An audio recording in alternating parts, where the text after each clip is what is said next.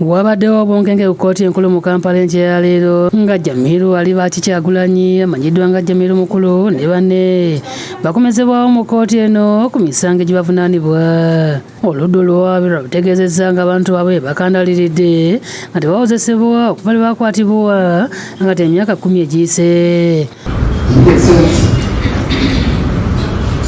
His case in the dungeon more than 24 hours without being given a chance.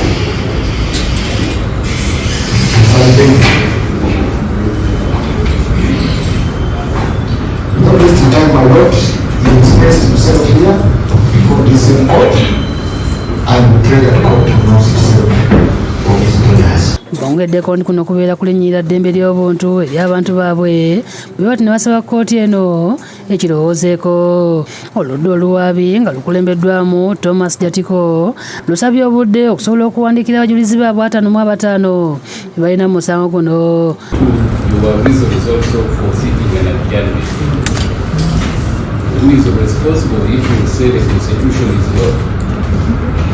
The prosecution has been ready to prosecute this man.